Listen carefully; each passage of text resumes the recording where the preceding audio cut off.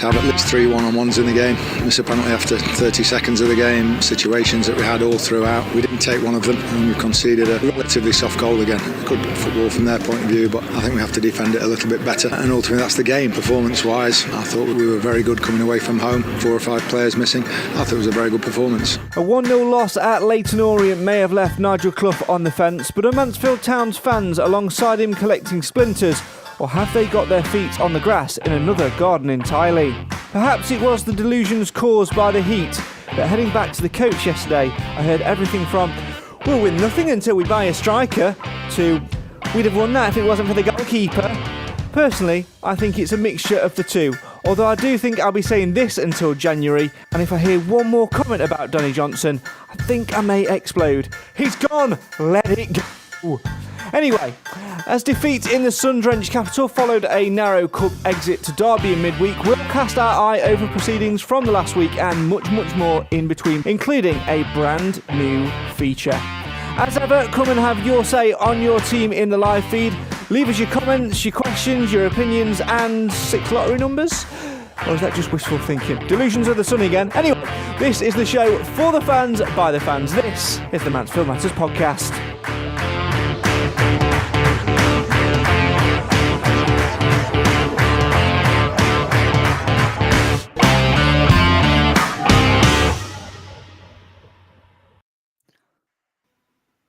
Those 6 lottery numbers, by the way, is to buy us some brand new streaming software. After a year of using Restream, it's starting to wane a little bit. Maybe it's crumbling under the heat. Who knows? Anyway, all of that aside, hello, welcome to the Mansfield Matters podcast, the show for the fans, by the fans. Why?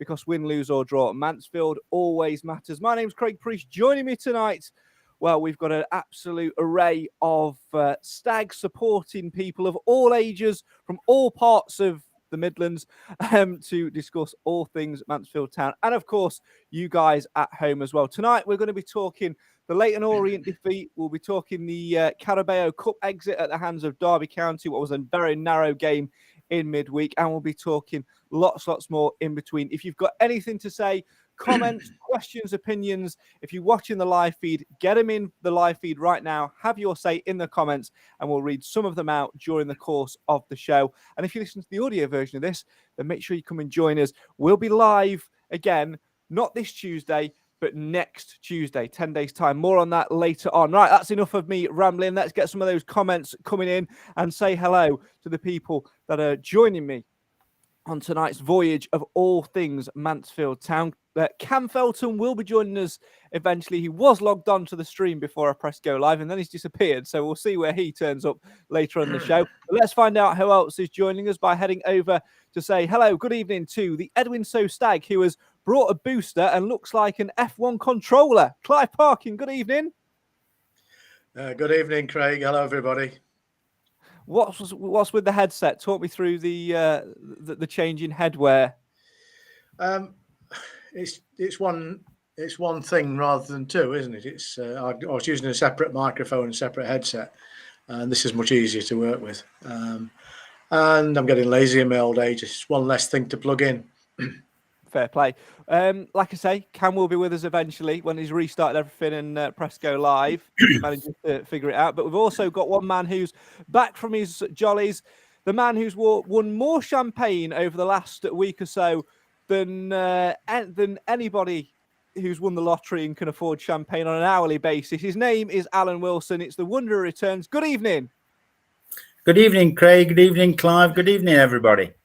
Well, hopefully, we will get to, get you back to winning ways on Tuesday night. But there are a few people that are delighted that you are back at One Call Stadium, Alan.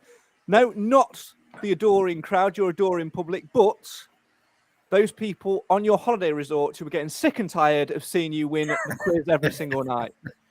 Well, you know the old adage, Craig, you've got to be in it to win it. And we just kept winning it. Simple as. It's very, very true. We'll get you to pick some lottery numbers for us later on. And talk of the devil, I've just heard it beep in my ears, but I can't see it pop up. I'm sure Cam will be there in a minute. I did hear it beep in my ears, but I can't see him yet to let him in. So let's go to some comments, shall we? And Adam has kicked us off with a vital one, Alan. He says, I just don't care. Before we start, if Danny Johnson scores, he didn't work out at Mansfield and he was moved on. Move on. Yeah, exactly. That's what we've got to do. He's not. He's on loan at Warsaw for a reason. He wasn't getting any game time at Mansfield. Admitted he's scored 5 goals or whatever. Same scenario with Danny Rose. They've gone now. Let's stick with the Mansfield Town players we've got and hope that they start firing on all cylinders very soon. You can understand the frustration, though. It's all the Clive, Dannies, isn't it? It's all the Dannies. The Danny that went to Walsall, the Danny that went to Stevenage, and Danny Cook at Bradford. You mean Andy Cook? You mean Andy Cook? See how you're trying to make it work. Jesus. Yeah. You say you're trying to make It it work. doesn't. It certainly does not. Well, Certainly no, does our not. point taken, and not very successfully, is that when people move on, they've gone. It's as simple as, and you can regret it, you can lament it as much as you like. The only thing that matters, and tomorrow is what you've got to aim for. And we've had 2 away defeats. It's very early in the season. We didn't deserve anything from them, in my opinion. Yesterday, it was almost a travesty we didn't win the game, but these things happen. It's these things do happen indeed. Jamie says decent performance, but we are missing out on an out-and-out striker. We need one SAP, so please don't say that we have already got one and he plays at the back and he isn't the answer. We'll delve more into that in a little while, Alan. But obviously, you've been overseas on holiday, topping up the tan and bringing back the duty-free champagne. What have you made of all things Mansfield Town whilst you've been overseas on the sunbed? Well, I listened to both matches, and at Salford, it didn't sound as though we played very well. They just couldn't. From what the commentary was saying, that we didn't string more than 2-3 passes together. But Derby was a different thing, kettle of fish altogether. I was really excited with that. I was on edge of seat all the while through, and it sounded, and we'd even got I'd got a double connector. I was listening to one, and a Leicester City fan who I met on holiday was listening to the other, and we're going quite excited. So it was just a shame that we didn't pull it off in the end.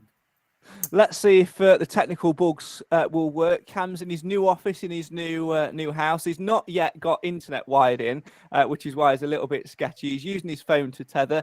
It's showing 4 out of 10 on the stability bar at my end in the back studio. Let's see if we can chat to him, though. Are you there, Cameron? I'm going to take that as a no. Going to take that as a no. Oh, no, dear. Not yet. I'll send him a message in a minute and tell him I'll ring him like I did with Nathan last week. Of course, Alan, you listened to the Salford game. You were spot on about that. Didn't play very well. Derby game, a different story, though, wasn't it? Yeah, they played really well, apparently, and they were really unlucky not to, to get the result to take us to penalties.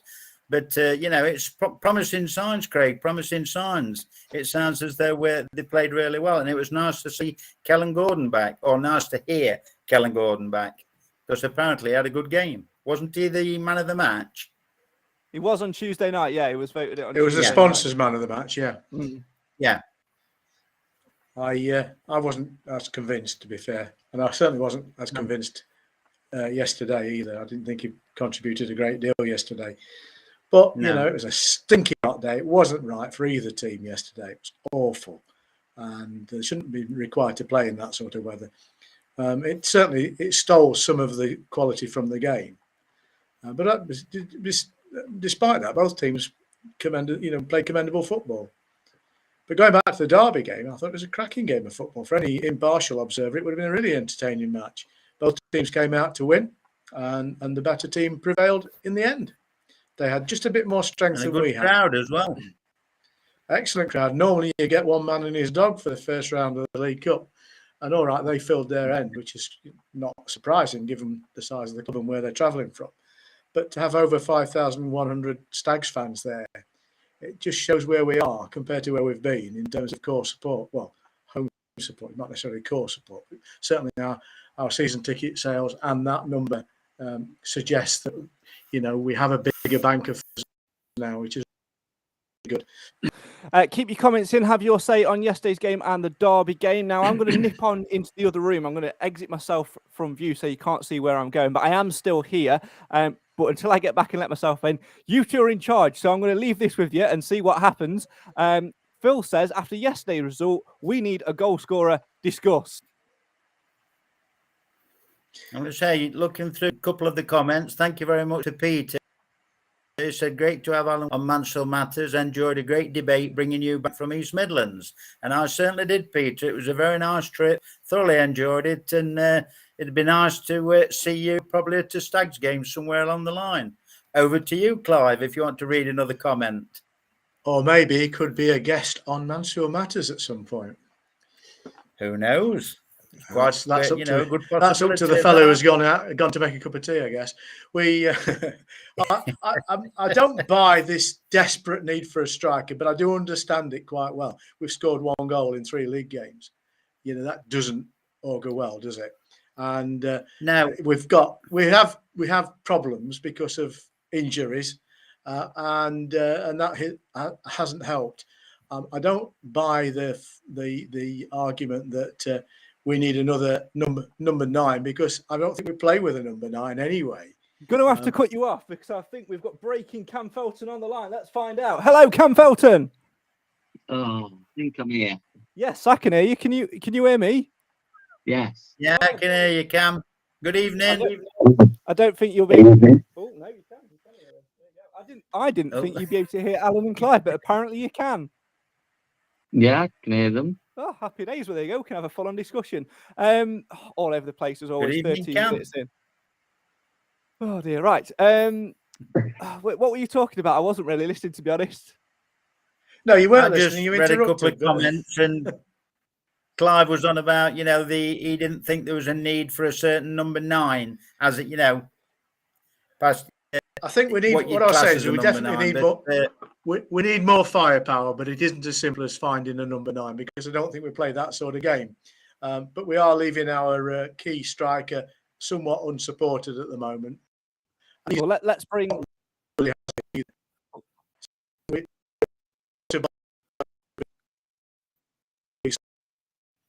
Well, let's bring Cam onto it as it breaks up. Cam, I'm now relying on you. Do we need another striker after yesterday? What's your view on it? Do we need the Mansfield Town need another striker? Yeah, I think Oates can't do it all on his own, and I think when you think about it, you've got 3 strikers that are actually playing up front at the minute, and that's Oates, one, and Bowery. You're not playing Hawkins as a striker. You're not playing Akins as a striker at the minute. So you've got to do something. Oates, he can't do it on his own. Jordan's obviously suspended for another 2 games, which in the grand scheme of things isn't a massive issue, but it's the fact that we just can't score.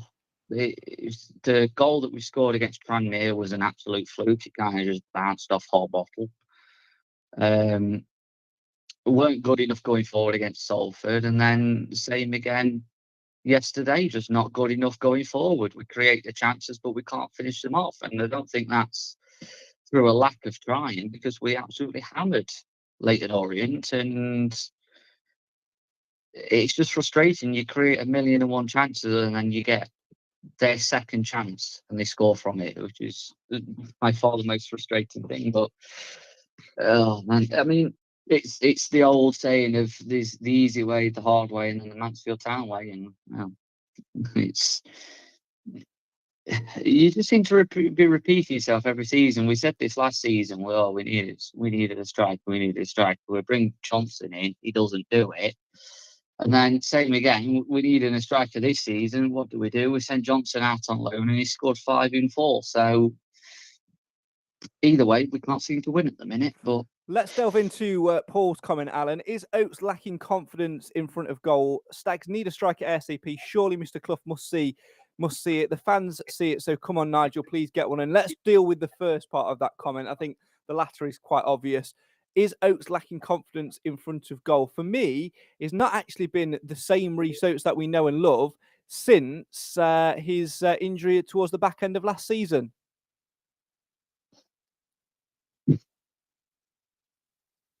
I've now lost all audio for Alan Wilson.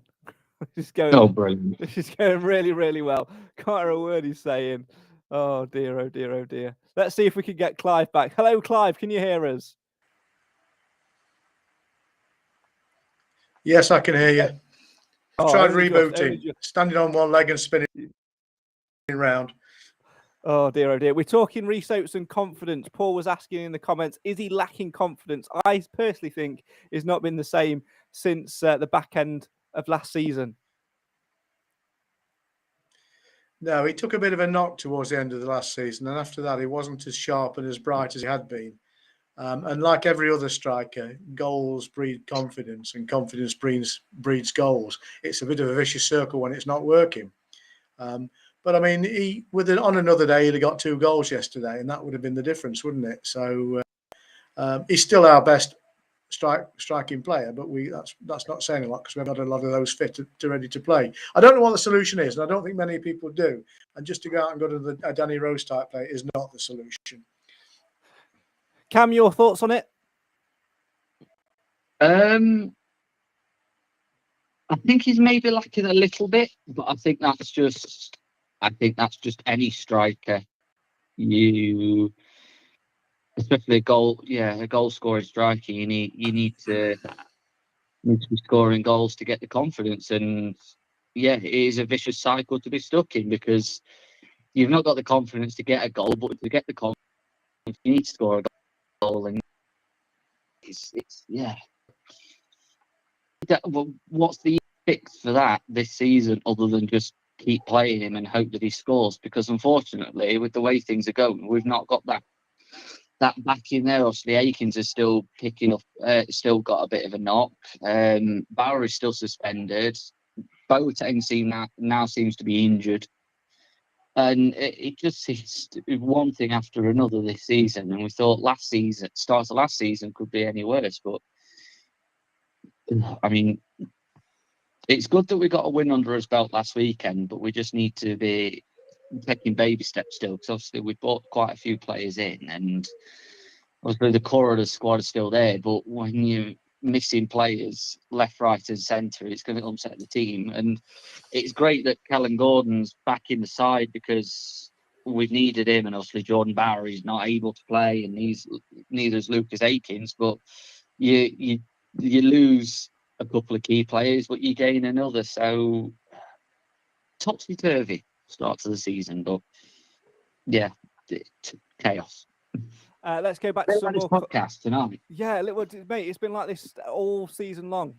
So it's going well. It's going well so far this season. I'm going to just say hello to Alan Wilson and see if he can talk. Hello, Alan Wilson.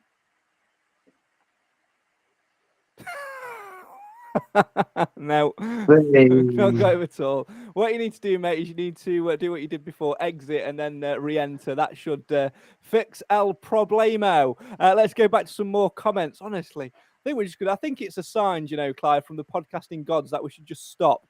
Let's go back to some more comments. It's still very early days, says Roger, but 1 goal in 3 games is not great. But I still think we will come good. We are whether we are dynamic enough to be one of the top teams is debatable at the moment. Craig says goals will come. Oates was a slow starter last season too.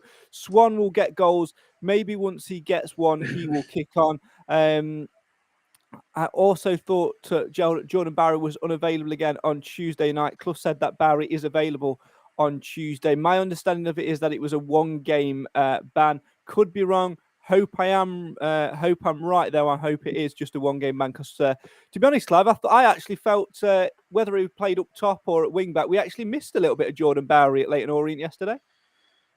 It would have been a useful player to have, no question about that. But his presence is winning. I think it is only a 1 match. It wasn't violent conduct, so I think it's deemed a match ban. But and I actually hope it is because I'm in my team for Tuesday night as a striker, would you believe? So I would actually, if this isn't the number 9, yeah. Well, no, but he hasn't been playing as a striker, has he? No, when he has played, he's had a wandering brief, as it were. But I'd love us to go back to 4-4-2 for a while and have a midfield of Maris, Lapsley, Clark and Quinn. I think we need that strikeability that Lapsley and Clark bring to the midfield to support what is an under pressure strike force. So, and I'd have Oates and Bowery on Tuesday night, I think. But Adam say, what do I know? Go on. Adam says Oates and Swan, bear with them. Team performance has not been too bad. Be patient. Kerry says Bowery got the red card on a cup game, so he doesn't miss 3 games. He therefore can play Tuesday. Roger says we have some very impatient fans on the keyboards. Always do. Always do. Kerry says Oates and Swan for me all day long.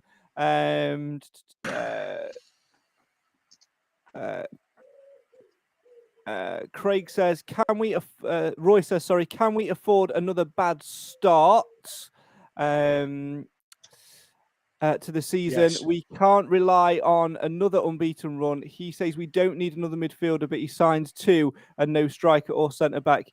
He must sort it. What do you make of that, Cam? Can we afford another bad start to the season? Personally, I think time's running thin if we want to hit the ground running. If Sky Bet turns out to be the same as it was last season, which indeed was very, very tight.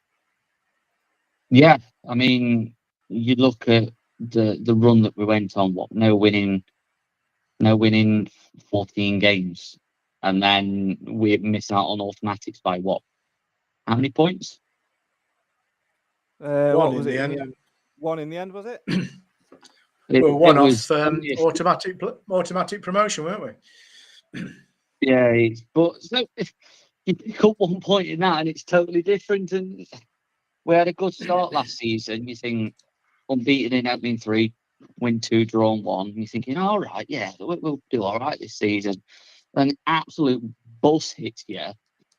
We lose players left, right, and centre again, and we just go on this massive downward spiral. So let's hope it's not exactly the same as last season. But I'd like to think that Clough has taken into account last season and done a little bit of planning or a little bit of brainstorming as to sort of like what he wants to do with the team and tactics and whatever. Because, yeah, we can't afford another season in League Two, really. Still a long time to go, though, isn't there, in the transfer window? There's a long time to go, but you think if you get off to a good start, then usually you'll be in and around there. There's obviously a few teams that do start well and then tail off towards the end of the season. Obviously, Sutton did it. Leyton Orient did it. They had a really good start last season as well. They've done the same again this season. And they tailed off towards the end. So obviously, your start's not everything, but you have to get your fan base behind you. You don't want your fans on your back after 3 games, do you? So I think it's just more like getting confidence within the fan base and the club.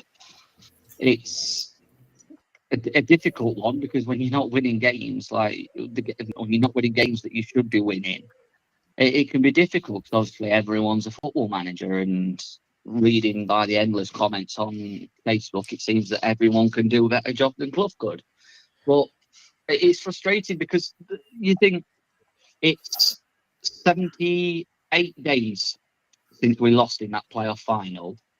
And you think back to this time last year and nobody had thought we'd have ever got to the playoff final, let alone survived relegation last season. So there is a long way and anything can happen in football. It's a weird game and over the course of 46 games, it's a lot of turns in the road and many different things can happen. So it's a hard one to sum up.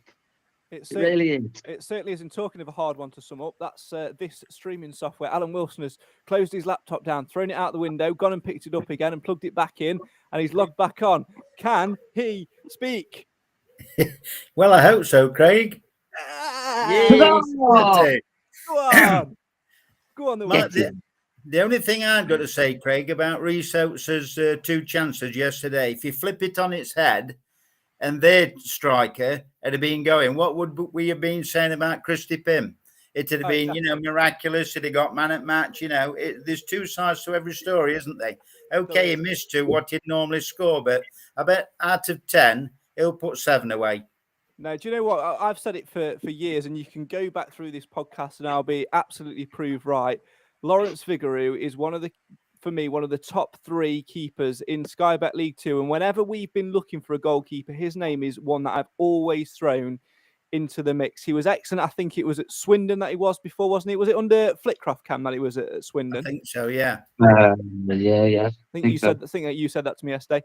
But again, the saves that he made, if you look at that from an analytical point of view, as a neutral, from a goalkeeping perspective, they were 3 top draw saves. And again, he made a comfortable one from Ollie Clark, who probably should have done better in the second half. But again, against any other goalkeeper or on another day, he doesn't get his leg to it. It just goes above his leg and it goes in the back of the net. It's one of those things. And one thing we also probably should point out about yesterday, Clive, before we turn things more broadly, because I really want to talk about your comment about systems, etc., etc., etc. But one thing we should point out yesterday was whoever scored the first goal yesterday was probably going to go and win the game, whether that was the first minute or 90th minute, because the heat was just ridiculous. I honestly have no idea how they managed to play in that. It was sweltering in the stands, and out there in the middle of the park, it must have been pushing 40 degrees at times. Yeah, as I said earlier, it's the wrong time to play football. Obviously, no one's in control of the climate, but it's not footballing weather. And hats off to them. These players have got to be fit to have played 90 minutes under those conditions with just a couple of water breaks thrown in. But it didn't help the standard of football. It certainly was never going to be a fast-moving, sweeping goal fest of a game. And we had the chance to take the game by the throat in the first minute. We muffed it.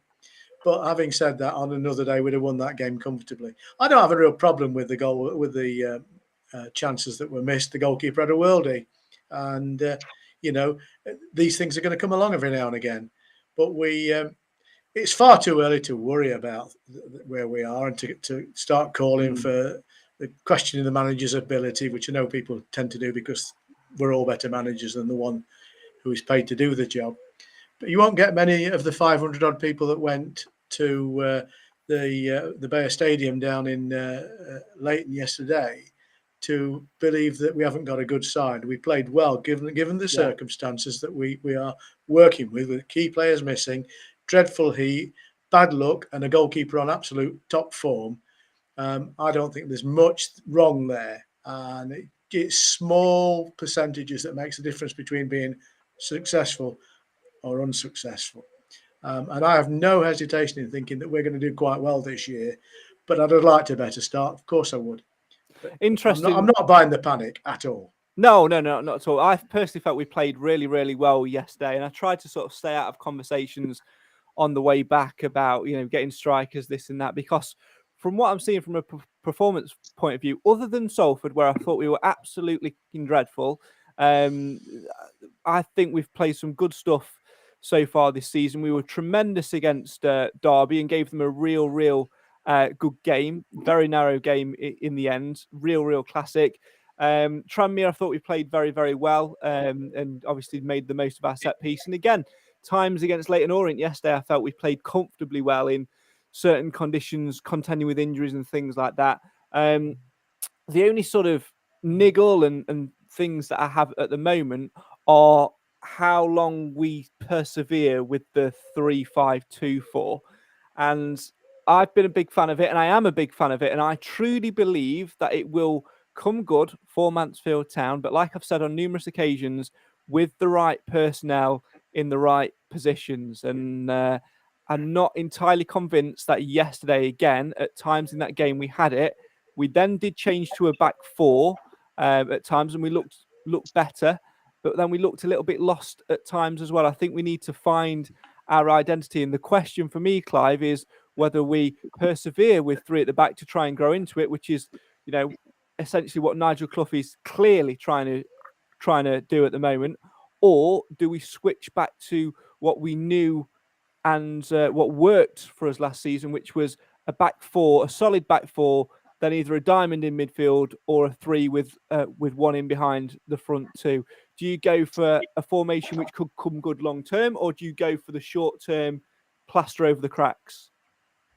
I mean, the answer is you should be saying yes to the first, but in practice we'll say yes to the second because there's too much at stake. People are under pressure, clubs under pressure, managers under pressure, and the fans can't tolerate too much of disappointment. It's a fact. So I think we do need to do whatever we have to do in the next 3 or 4 games to turn would-be wins into actual wins. And then you can go back to looking at formations. I mean, the whole thing is predicated on whether you play Callum Gordon or not, because he adds a dimension that we didn't have for most of last season. And I think my view at the moment is, in fact, we did change to a 4 at the back during the game yesterday, didn't we? Because it wasn't quite right for us. And you have to do it based on what the opposition's up to. And, this is something that fans don't always see. And obviously, Clough and his management team responded yesterday. The problem with doing that, if you change the format mid-game, it doesn't always work because players tend to forget what they're doing. And I honestly think that the one bad mistake that resulted in them scoring was a result of players not being in the right position. It was simple as that. And loose possession in the key area. And then you're giving them the chance they don't deserve. But we have a mistake in this for every game, so we just need another goal every game. And it brings back to the argument is we are asking too much of a depleted strike force at the moment. So somebody suggested, why don't we try Gale up front? I'm dismeriting that. The lad's there and he's fit. But I'm not, at this point, convinced about Swan. I think I liked what I saw of him pre-season, but he hasn't really brought that into the league game so far. He may do. I hope he does, because he's a young, fit player. And let's be fair, Oates needs some support. The lad's battling too long on his own. And I think, as Cam says, he's not actually as fit as he perhaps needs to be. Staying with formations and quick fixes versus longevity. Adam in the comments says, depth in the squad is phenomenal. Let's wait till the injured players pan out. 3-5-2 is a winning formula for a full squad and strong bench. Cam, what's your take on it? I think, yeah, we've got to wait for these players to come back from being injured. But we had a all but fully fit squad going to Salford, and we were dire. And that was a game that we should have comfortably won last season. And yes, they'd made a couple of signings, but they weren't. I mean, you've got Richard Narty at centre back, who ended up going into the team of the week, and I think he actually made it into the EFL team of the week as well. That's how dire we were. And Narty's, well, Narty had a good game. Let's be fair. I wish you could. He did, Clive's but face, we made him look good. But this is the point: when you've got a fully fit and a near fully fit team, you need to be hammering teams like that, and it's ridiculous because we create chance after chance after chance, but we don't put them away. And now, even in games where we're missing key players and this, that, and the other, we're still creating chances, but we're still not finishing them off. So that either says that we're missing players more than we think, so i.e. Hawkins in right position, blah blah blah, whatever, or we're just simply not good enough and we need to add an extra body to bolster the squad. Yes, we've got strength and depth, but is it going to win us games? At the minute, it's not. Jim says, surely we have to stick with one system. The players won't know whether they are coming or going. Alan Wilson, your take on it?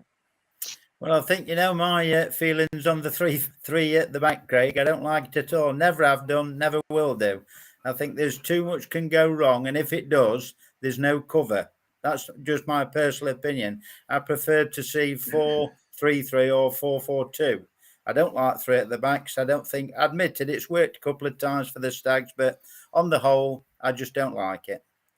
Andy says, only listened to the game yesterday. Performance sounded good. The highlights back that up. It's football. Sometimes the best teams don't win. The best team doesn't win. Over 46 games, this squad will come good. And I think, there are promising signs there in terms of solidifying. Ding, ding. Or where is it? I didn't want to knock my tea over. Solidifying thanks. You need it once. Don't be a bellend. What was I saying? Yeah, in terms of strength in that back line, James Perch yesterday coming on, even though he only got sort of 5 minutes, Alan, if we get him some more minutes over the coming games, I think we'll be a lot stronger. And then that will free up a certain tall fella to go up top. Yeah, I would admit that, Craig. I think he deserves to go up top because I think that's his best position. Although against Northampton in the both playoff semi-finals, it was a colossus. He was man of the match both times, but they played to his strengths. Heading the ball, which is his strength, with his height and his reach and everything else. But I would sooner see him up front. But we just need to either get that right, like you said, the three people, your favoured three would be Perch, Hewitt, and O'Toole, I assume. Yeah, in the opposite order, but yeah. But those three.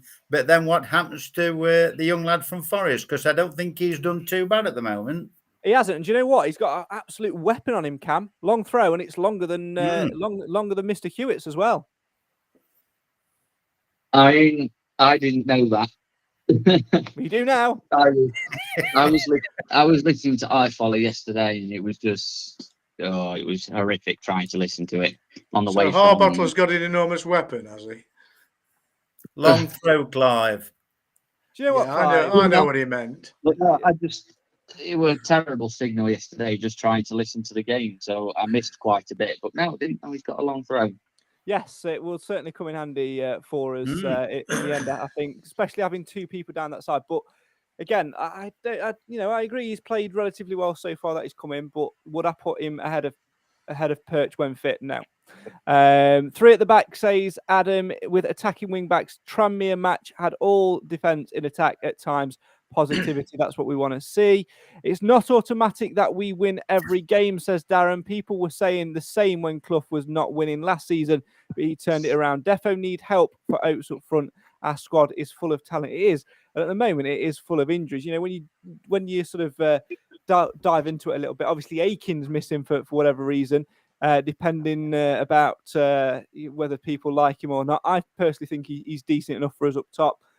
He's missing. Boateng not fully fit. Obviously, Jordan Barry was suspended yesterday. I think had he been available, I think he may have started up top because I actually thought he played pretty well against Derby up top with Swan as a partner, I believe it was, actually, with Oates to come off the bench. There's so many people in there which you can think about that are missing at the moment, which will add us some key ingredients. The one question I have, Cam, and we've not really spoken about this too much on the podcast, and we probably should, is the signing of Anthony Hartigan. Now, looks a really, really good player, comes with some really good pedigree. And from what I've seen of him so far, I actually really, really rate him. But again, far too many midfielders. And the one little niggle I had about the trip to Leyton Orient yesterday was the fact that him and Boateng seem to get in each other's way. They're two very, very similar players. And for me, I think... But Boateng wasn't playing yesterday. He was. He started. He did. I think you'll find he started. What match were you watching, Clive? He got subbed off on 43 minutes, Clive, for George Lapsley.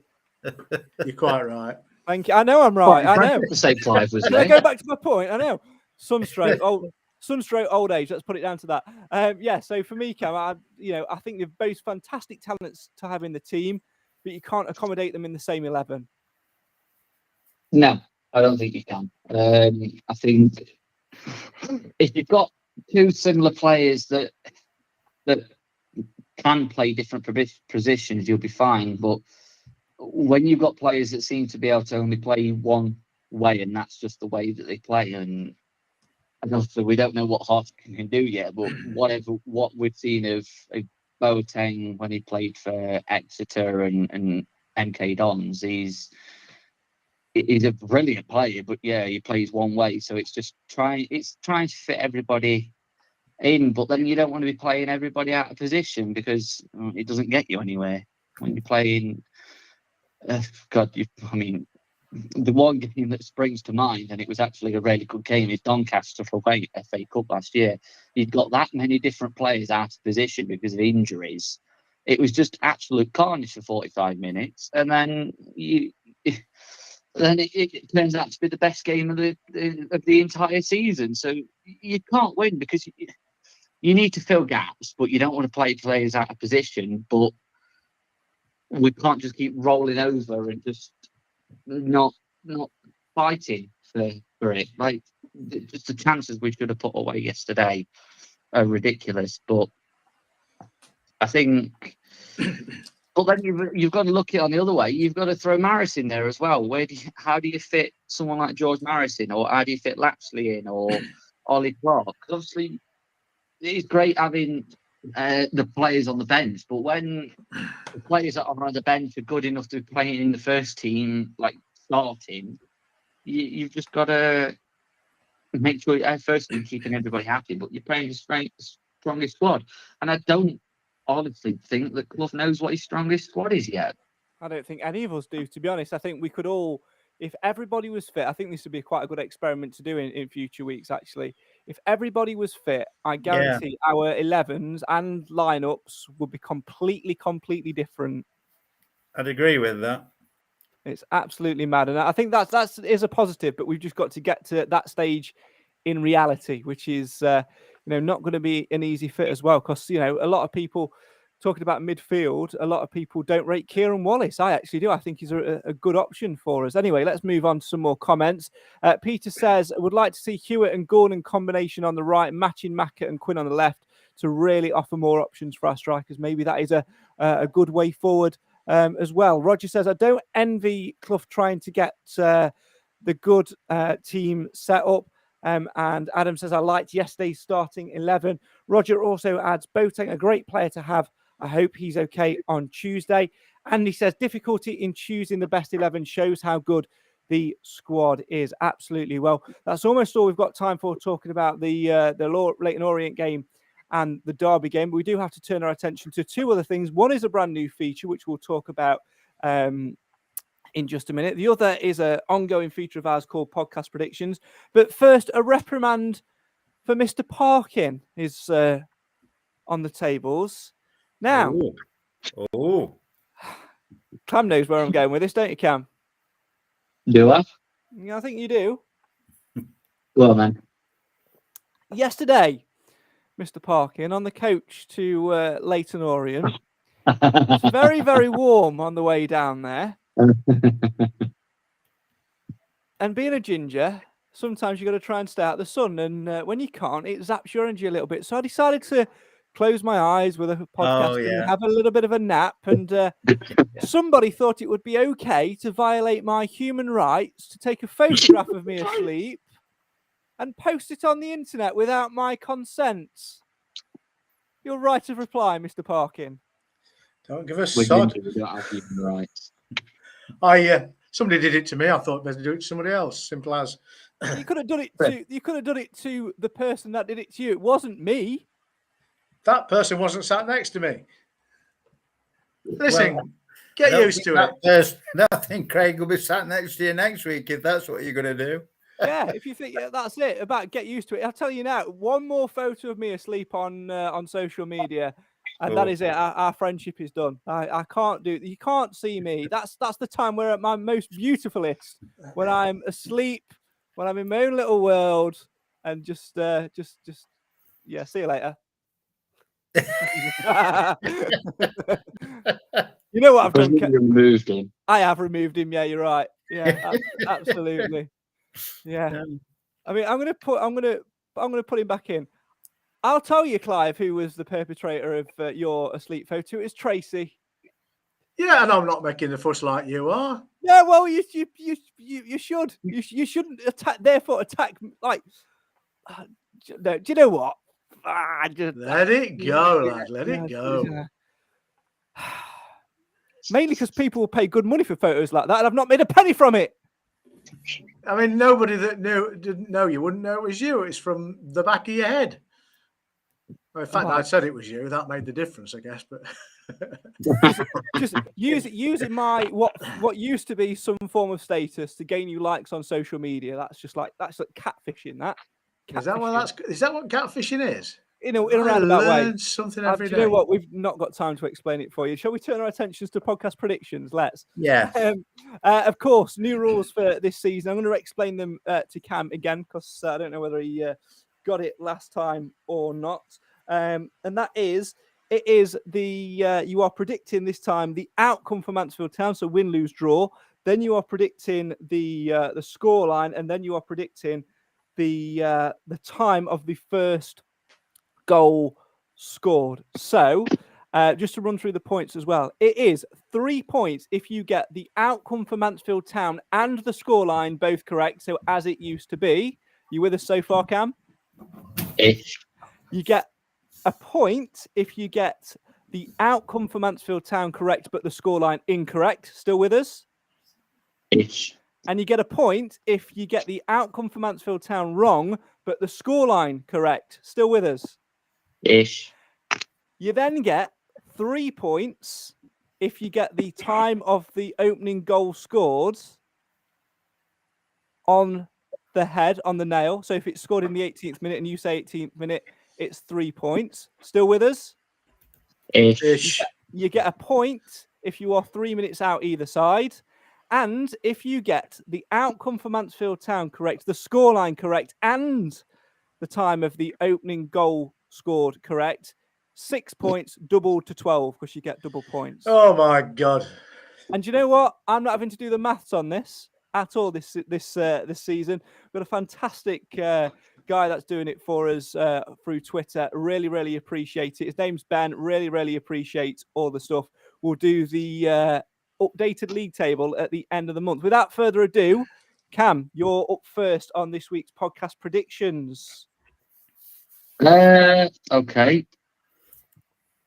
I'm going to go with a 1-0 win. And the goal time, please. Oh, God. 19th minute. 19th. 90th. No, he said 19th. I heard 19th. I think I said the 90th minute winner. Clive, you're next. 2-0, 36. Right. I've got an issue with that. You didn't say win, lose, or draw. Win, 2-0, 36. Thank you. It's not hard, is it? Not hard. Alan, you're next. Mansfield Town win 2-0, 13th minute. That's how it's done. That's how it's done. I am going to say that we will draw 2-2 and the goal will be scored in the 32nd minute. If you want to get involved, the link is in the description and you must do it 1 hour and 1 minute before kickoff. And we'll post all our predictions, including Nathan's, on our social media later in the week. We'll also have podcast predictions for the Stockport game on Friday on our social media, but there'll be no podcast between now and then due to work commitments and other things in life. Right, time for a new feature for you. Now, on Twitter, there's a new account which has been set up. I've got no idea who's done it. I've enjoyed playing along when I've seen it. It's called @Stags Wikipedia, aka Guess the Stag, where every day they post a Wikipedia screenshot of a former Mansfield Town's player's career for you to have a guess at. I thought I would turn a bit of a game week on the podcast. There will be one for you guys to get involved in. How the game's going to work. I'm going to read out their career line by line. And all you have to do is, if you think you know who the player is, all you've got to do is just shout out your name. That acts as your buzzer. Are you with me so far? Alan, are you with me? Yes. Clive, are you with me? Yes. You got it? Ish. Yes. Ish. Right, I'll give you an example. Let's have an example practice one. So this is how it works, okay? So I would read out as follows. Youth career until 1999 at Dunfermline Athletic. If you think you know it, shout out your name as your buzzer. 1999 to 2000, Airdronians, 16 games, 5 goals. 2000 to 2004, Barnsley, 121 goals, 121 appearances, 4 goals. 2004 to 2005, Mansfield Town, 41 appearances, 1 goal. And 2005 to 2015, Hamilton Academical, 211 appearances, 4 goals. That's a career total of 389 appearances with 14 goals. Does anybody want to have a guess at who it is? Shout your name out. No idea. It's a Scot. It is. Cam, any ideas? No idea. It was Alex Neil. Oh, Okay, so that's all you got to do is you just got to. I'm going to read it out live, and you've just got to have a little bit. Do you want to have another? No, that's good. Right, here we go then. So all you got to do is remember, like I said, shout your name out when you think you know it. Could be a long one. So here we go. Your name is your buzzer. I will take the one that I hear first. Youth career 2004 to 2007, Crew Alexandra. Senior career 2007 to 2010, Crew Alexandra. No appearances, no goals, including loan spells with 2008 Nantwich Town, 2008 to 2009 Lee Greenis, 2009 Stafford Rangers, 2009 IBV, 2010 Hensford Town. 7 appearances, no goals. Permanent career 2010 to 2012 Hensford Town, 104 appearances, 28 goals. 2012 to 2017 Mansfield Town, 132 appearances, 10 goals. 2017 to 2018 Grimsby Town, 16 appearances, 4 goals, with loan spells at Barrow in 2017, Forest Green Rovers in 2018, before he joined on a permanent transfer Cheltenham Town from 2018 to 2021 with 69 appearances and 3 goals, and he was last seen playing at Nuneaton Borough. Cam, do you think you know who it is? Oh, trust me, that's a difficult one. Alan, do you think you know who it is? no idea, Craig. Clive, do you think you know who it is? Not a Scooby. Oh dear. I should give you. Do you want some clues? No. Why not? Tell us who it is. That's not the spirit of the game, Clive, is it? Give us a clue. Oh, somebody's already put in the comments. Well, you've got to be the first one to. But you've got to be the Clive. first one to. Alan. I don't know about you, Cam, but I think I heard Alan there. Can you confirm that you heard Alan first? Maybe. Can you confirm? Support me. Yeah. Can you confirm. confirm that you heard Alan first? Yeah. Yep. Alan, over to you for the answer. I'll go with Chris Clements. Correct answer. Well done. Alan gets this week's winner. What we're going to do is we're going to keep a tally chart of it as well for how many you get right. So, Alan, well done to you. You are the first winner of the Guess the Stag Wikipedia game thing, which I need to get a better name for. Now, Well done, Andy Edwards. sign up. If you're not already on Twitter, get yourself a Twitter account and have a practice every single day. They are at Stags Wikipedia. They post one Monday to Friday every single day. They have a bit of a league going on there as well. So get involved with that. Right, that's almost all we've got time for. Cam, I'm going to come to you first. Obviously, AFC Wimbledon at home on Tuesday night. We already know that you have gone for a 1-0 win with the goal coming in the 19th minute. What are you expecting from Mansfield Town and from the game itself against, of course, one of the relegated sides last season? It'll be a difficult one. I think they're going to be disheartened by the late equaliser that they conceded yesterday at home to Doncaster. I think obviously it's going to be a difficult one for us. I think obviously with depending on injuries, who we've got missing, and then just depends what side decide to turn up. I think if we've got a mostly fit side, obviously I'd expect him maybe not to necessarily risk someone like Boateng. I just think that we've just got to start performing because and getting the goals, because the performances that have been there, we just need to finish them off, and that's probably the most frustrating thing, is that we're not playing badly, other than the Salford game, because that was shocking. But other than that, it's just finding his feet. Like, I know it's obviously the same core of the squad, but we still need time to gel, and because the new additions, they are good players, and they are going to make make us a better side and just overall just improve our game.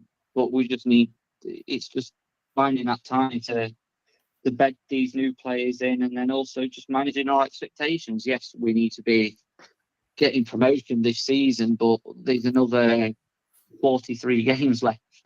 It's not the end of the world yet. I mean, if you come to this and we're in November again and we've not won in 14 games, then different question. But we're 3 games in. It's not the end of the world. So, I mean, a win is a must. I think that's just to get the confidence back in the players. But even just getting a point, it's not the worst thing to get. I don't think, as long as it's not a loss. I think if we get another loss, I think players are just going to have fans on their back, and obviously Gaffer's going to have his hands full with managing players, and then also having to deal with the nonsense that fans decide to spout everywhere. Right? It's just a difficult one to manage, but yeah, difficult game, but winnable. And of course, every game is winnable this season. Of course, and I think we'll be boosted anyway because it is the return of Alan Wilson to the PA box.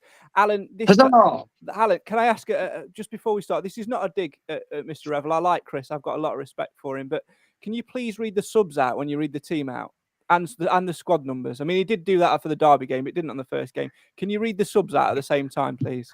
Yeah. Thanks, mate. What are you expecting from the game? Expecting a good performance. I think Clough, after the training, will have given him a bit of a rallying call, although, like he said in his interview, they played reasonably well. It was just lack of finishing, really, that did us, and that's not going to happen every game. I mean, Oatsy could put the next 2, in bottom of the onion bag. So I'm thinking 1 goal in each half, reasonably comfortable, and a good performance. Clive, what about you? Actually, nobody cares.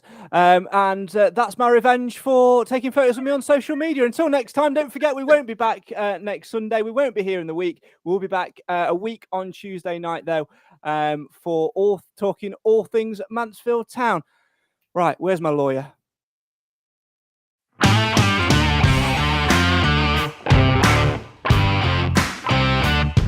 Well, that's all we've got time for on today's Mansfield Matters podcast. My thanks, as always, to you guys at home for listening, whether that's to the audio version or getting involved with tonight's live feed.